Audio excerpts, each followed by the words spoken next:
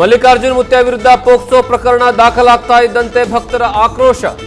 ಉದ್ದೇಶಪೂರ್ವಕವಾಗಿ ಮಸಿ ಬಳಿಯೋದಕ್ಕೆ ಷಡ್ಯಂತ್ರ ಅಂತ ಆರೋಪ. ಮುತ್ಯ ಈ ಪ್ರಕರಣದಿಂದ ಆರೋಪ ಮುಕ್ತರಾಗಿ ಬರ್ತಾರೆ ಎಂದು ವಿಶ್ವಾಸ.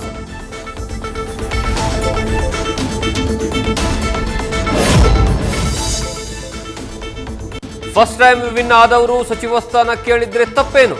ಮೊದಲ ಬಾರಿ ಗೆದ್ದವರು ಸಿಎಂ ಆಗ್ತಾರೆ, ಮಂತ್ರಿ ಯಾಕಾಗಬಾರದು? ಕಾಂಗ್ರೆಸ್ ಶಾಸಕ ಕೆ ಹರೀಶ್ ಗೌಡ ಪ್ರಶ್ನೆ.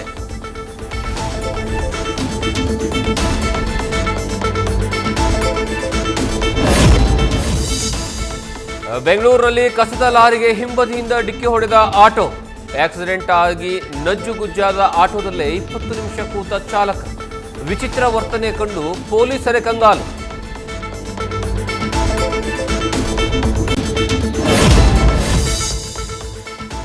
ಕಬಿನಿ ಹಿನ್ನೀರಿನಲ್ಲಿ ತಲೆ ಎತ್ತಿರುವ ಅಕ್ರಮ ರೆಸಾರ್ಟ್ಗಳಿಂದ ಸಫಾರಿ. ಕಾನೂನು ಹೋರಾಟಕ್ಕೆ ಮುಂದಾದ ವಕೀಲ ವಿ ರವಿಕುಮಾರ್. ಕೋರ್ಟ್ನಲ್ಲಿ ಪಿಐಎಲ್ ಸಲ್ಲಿಕೆ. ನ್ಯೂಸ್ ಫಸ್ಟ್ನಿಂದಲೂ ನಿರಂತರ ವರದಿ.